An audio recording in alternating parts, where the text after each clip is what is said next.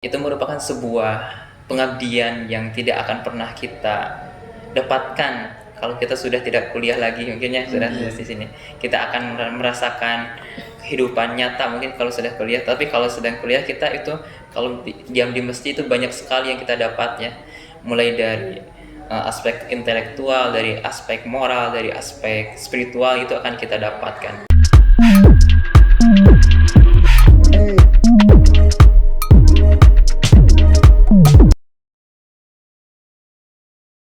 Bismillahirrahmanirrahim. Assalamualaikum warahmatullahi wabarakatuh.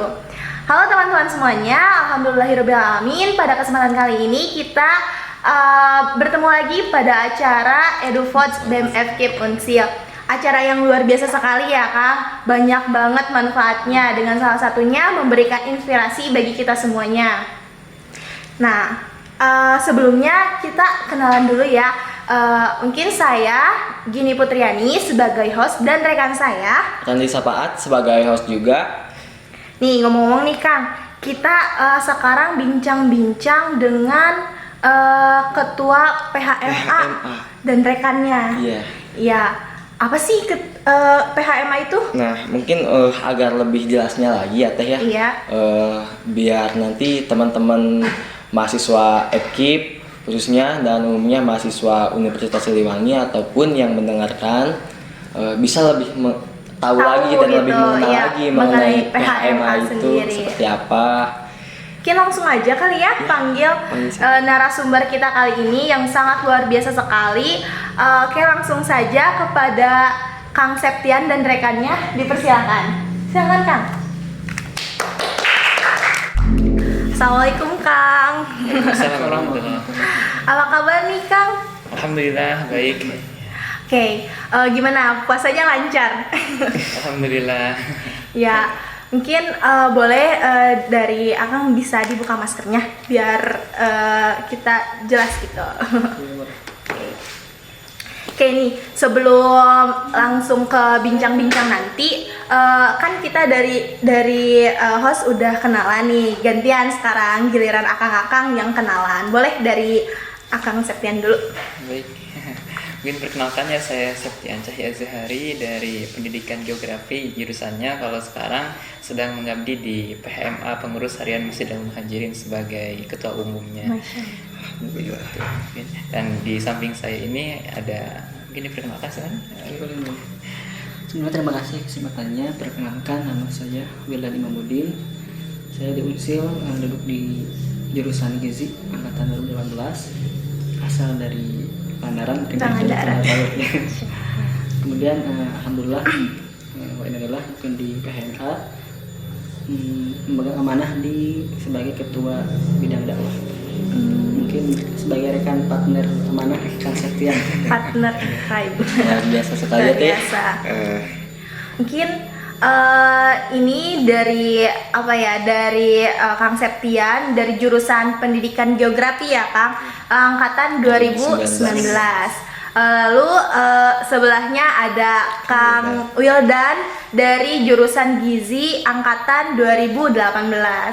Mungkin gak lama ya, kita langsung aja kali ya bincang-bincang mengenai PHMA itu apa, lalu mengenai puasa dan lainnya ya. Kita sharing di sini kali ya.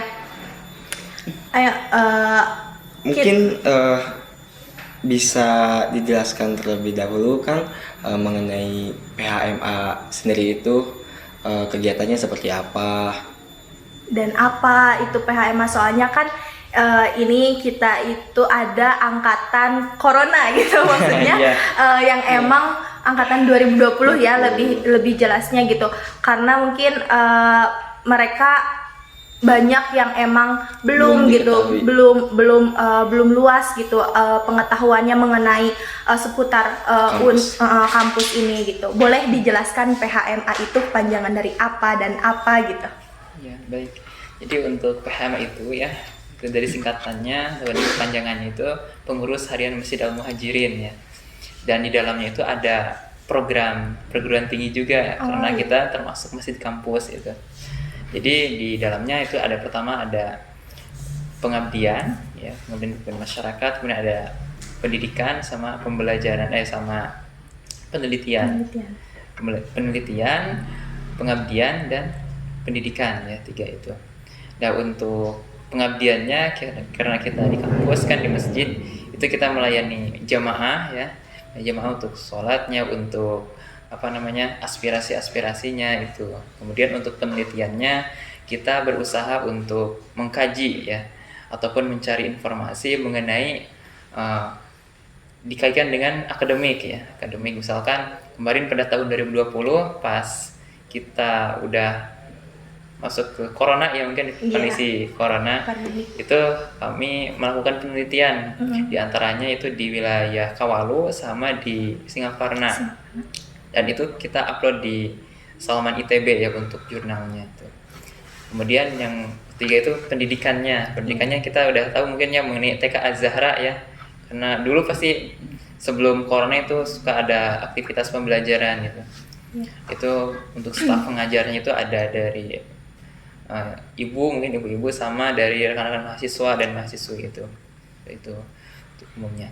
Dan perlu juga harus ada pembeda, ya, antara PHM dengan DKM. Mungkin kalau secara umum mahasiswa itu sering menganggap sama, ya, padahal itu berbeda, ya, untuk kepengurusannya. Kalau untuk DKM itu pengurusannya itu sama dosen, ya.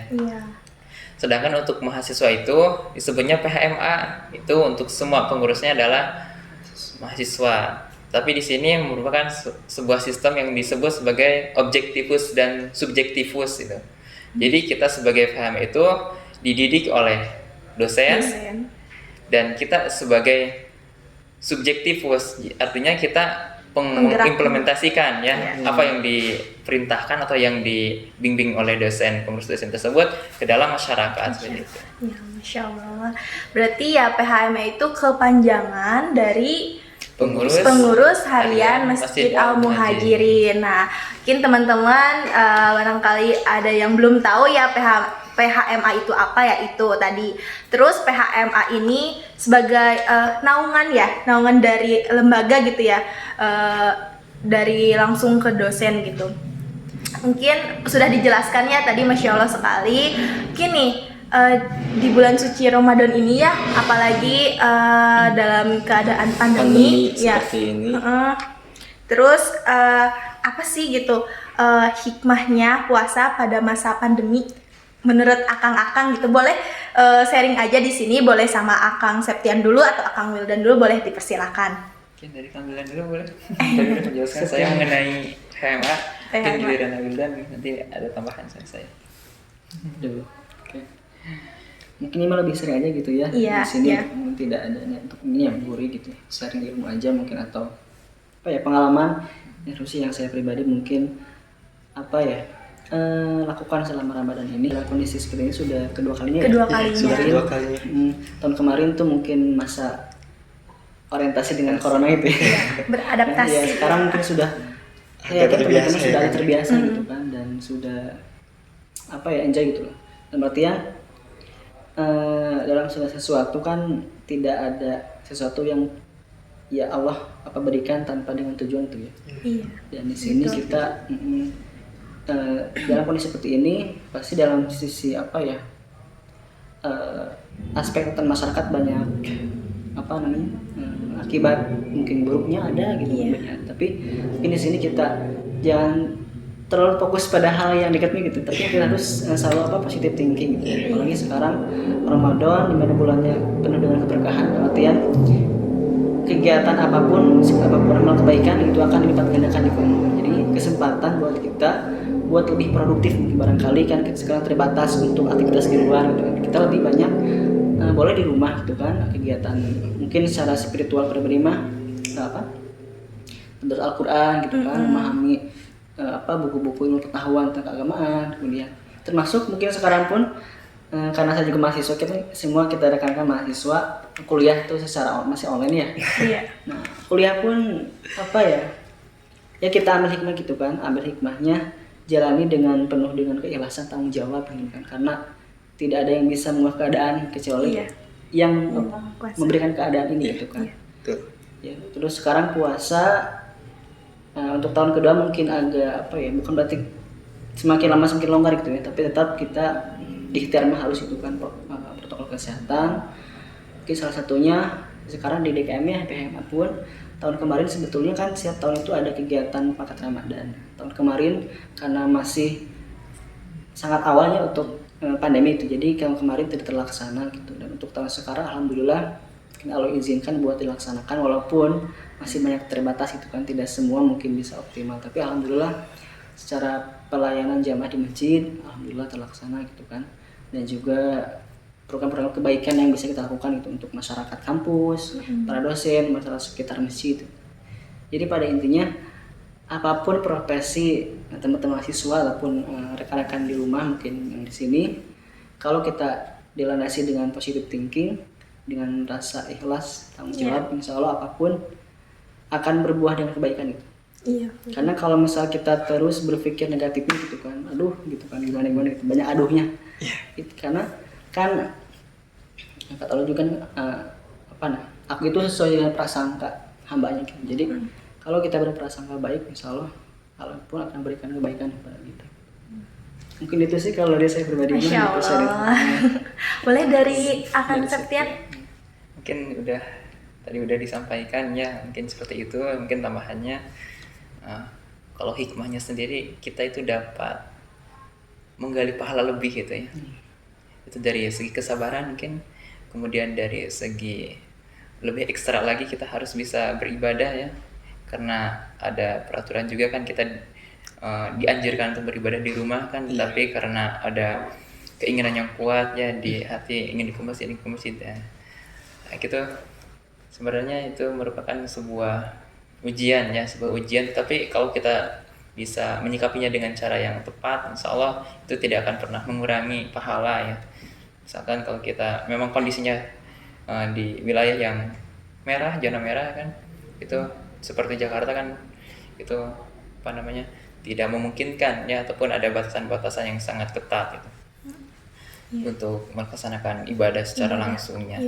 Mungkin itu dari segi kesabarannya, kita harus lebih diperkuat kembali ya kesabarannya, meskipun dalam bidang pendidikannya, dalam bidang ibadah mahdoh maupun ibadah mahdohnya, itu harus kita pertahankan kesabaran dan ditingkatkan. Iya, betul. Kalau misalkan kesabarannya lemah, mungkin itu kita sering mengeluh ya, betul tadi kata Abil dan itu sering mengatakan aduh-aduhan. Tapi kalau kita kesabarannya kuat, insya Allah itu akan menjadi nilai ibadah yang plus, itu yang memiliki pahala yang besar, insya Allah. Ya, Masya Allah. Poinnya itu ya, niat sama sabar itu ya nanti. Juga, tapi ya meskipun dalam kondisi pandemi dan dalam Ramadan ini ya, kita juga harus bisa tetap produktif ya, untuk menghasilkan atau menciptakan kegiatan-kegiatan yang bisa bermanfaat ataupun yang lainnya gitu. Iya, betul. Nah, mungkin kan apa sih trik dan tipsnya ketika di bulan Ramadan ini ya, kita dengan kondisi pandemi gitu, tapi bisa melakukan kegiatan dengan normal. Kemudian namun tetap dibarengi dengan kegiatan ibadah gitu, seperti kayak khataman Quran gitu ataupun salat tarawih, tapi tidak mengganggu dengan kegiatan yang lainnya gitu. Mungkin tips dan triknya dari apalagi kan sibuk ya akang-akang ini gitu. Nah, gimana gitu tips and triknya agar tetap itu terlaksana gitu. Ayo boleh dari siapa dulu? Mungkin tips dan trik untuk tetap menjalankan kegiatan ibadah seperti khataman Quran, kemudian dengan yang lainnya, kegiatan lainnya karena gitu. bentrok gitu ya, atau dengan kondisi sekarang. Iya, betul. Ya, mungkin yang pertama itu dari niatnya dulu ya, kita harus bikin niat yang kuat. Kalau misalkan ada sebuah tujuan, kita harus luruskan dulu niatnya. Kita harus karena Allah. Kalau misalkan niatnya itu nggak karena Allah, pasti itu akan ada rasa malas dalam hatinya, dalam dirinya untuk melaksanakan sebuah kegiatan tersebut. Itu yang pertama, niatnya. Misalkan kalau mau khataman, kita sekarang kan di bulan Ramadan, Masya Allah kan pahalanya 100 kali lipat kan untuk satu hurufnya. Kita maksimalkan di bulan ini. Kenapa? Harus ada motivasi yang utamanya itu. Motivasi seakan-akan ini yang merupakan Ramadan terakhir kita gitu. Karena kita akan tidak tahu kan kalau misalkan tahun depan apakah kita akan menjumpai Ramadan ini kembali atau tidak itu. Jadi Itu yang pertama, motivasi. Jadi maksimalkan semuanya dalam kebaikan. Meskipun kita sibuk melayani jamaah, tetapi itu bukan sebuah hambatan. Justru itu merupakan sebuah pahala yang begitu besarnya. Kita bisa memberikan kebermanfaatan kepada jamaah. Justru itu yang menjadi nilai ibadah yang sungguh luar biasa sekali. Iya. Mungkin dari Abidin tambahan. Iya, boleh ditambahkan? Tadi itu apa ya, tips mungkin ya, Iya, tipsnya. tips produktivitas ya selama Ramadan dalam kondisi pandemi. Mungkin tadi ya yang tidak jauh dari yang Kang Setio sampaikan, paling dasar itu niat gitu Iya. kan, niat. Karena kalau misal kita niatnya ibaratkan itu jumping swing gitu, sebagai tolak kita bergerak apapun kegiatannya positif. Kalau niatnya kuat, terus kita punya target yang jelas, tujuan, jadi insya Allah gitu kan, apapun mungkin hambatannya, yang namanya bentuk kegiatan seperti mungkin pembiasaan sholat duha, tadabbur Al-Quran, kalau sudah terbiasa, itu salah satu bentuk keistiqomahan yang sudah tertanam dalam diri gitu kan. Berbeda kalau misal tadi ya katakan seperti niatnya masih bukan karena Allah gitu kan, nah, gitulah gitu. Tapi karena mungkin karena ingin dilihat mungkin, atau di bidang rajin atau seperti apa gitu kan, itu bukan berarti tidak baik, tapi saya yakin semua orang pasti punya tahapan masing-masing. Tapi supaya kita sempurna dalam ibadahnya karena Allah, niatnya karena Allah, supaya ketika selepas Ramadan pun masih terbiasa gitu. Jadi jangan sampai kita menjadi hamba Ramadan, dalam artian kita getol ibadahnya Ramadan aja gitu. Ramadan aja. Tapi jadikan kayak Ramadan itu kayak kalau sekolah mah latihan training ujian atau apa gitu, sebagai untuk bekal nanti di bulan-bulan selanjutnya gitu. Jadi sebagai penggodogan, pembersihan di Ramadan, yang tentu nanti kebiasaan baik yang di Ramadan tuh masih bisa terus dilakukan secara konsisten. Iya. Masya Allah, mungkin lagi-lagi itu karena niat gitu ya, balik lagi ke niat kita ya, karena Allah ya. Sekalipun mungkin ya kita udah di manage segimana sedemikian rupa sehingga, tetapi kita balik lagi apabila mungkin tidak ada niatnya ya tidak akan terlaksana gitu ya. Manage waktu itu gitu. Mungkin ini boleh ini lebih ke khusus ke Kang Septian ya, ini selaku ketua PHMA. Nih di tengah pandemi ini Kang, seperti saat ini gitu, kegiatan apa saja sih yang dilakukan oleh ketua PHMA atau rekan-rekan yang lainnya gitu? Oke, baik. Mungkin untuk kegiatannya ya di Al-Muhajirin khususnya itu alhamdulillah sekarang ada program paket Ramadan ya. Itu di dalamnya ada berbagai macam kegiatan. Salah satunya yaitu untuk pelayanan jamaah seperti iftar, kemudian salat tarawih, dan itu juga untuk bisa dilaksanakan kami juga harus berusaha secara ekstra ya kan, untuk mendapatkan izin langsung dari PKIE kan. Kemudian untuk mengkoordinir setiap kader-kadernya agar bisa bekerja sama ataupun untuk bisa mencapai tujuan yang diharapkan, itu harus ada manajemen khususnya ataupun yang harus ekstra itu seperti itu. Mungkin yang pertama itu kegiatannya iftar ya. Kemudian ada sholat tarawih, kemudian ada webinar nasional itu Asosiasi Masjid Kampus Indonesia AMKI itu ya. Insya Allah besok hari Ahad tanggal 9 Mei itu akan dilaksanakan via daring ya, melalui Zoom meeting. Itu pematerinya sungguh luar biasa ya. Ya. Untuk sambutannya sendiri insya Allah akan disampaikan oleh Bapak Rektor kita, Bapak Rudi Priyadi, Bapak Profesor Rudi Priyadi, kemudian oleh pengisinya itu oleh Bapak Profesor Jimli, kemudian oleh Bapak Profesor Hermawan dan sebagainya. Itu merupakan sebuah ketercapaian yang luar biasa menurut kami gitu, karena bisa menghadirkan berbagai pemateri-pemateri yang memiliki kapabilitas keilmuan yang banyak gitu ya, sehingga nanti harapan keluarnya itu bisa diimplementasikan di Universitas Siliwangi khususnya dan umumnya di Indonesia itu. Kemudian ada kegiatan apa yang selanjutnya banyak ya. Mungkin setelah kegiatan besok terus ini apa? Idul Fitri mungkin untuk yang Fitri, ya. agenda terdekatnya ya. Oh. Mungkin karena ada larangan juga ya sekarang ya. Himbauan mudik. Mungkin Larangan mudik. ya. Ya. Ada. Jadi kemungkinan untuk Idul Fitri kami ditiadakan karena kami juga harus mengikuti ya protokol ataupun ketentuan yang disampaikan oleh pemerintah seperti itu. Mungkin hanya sebatas internal ini aja ya. Iya.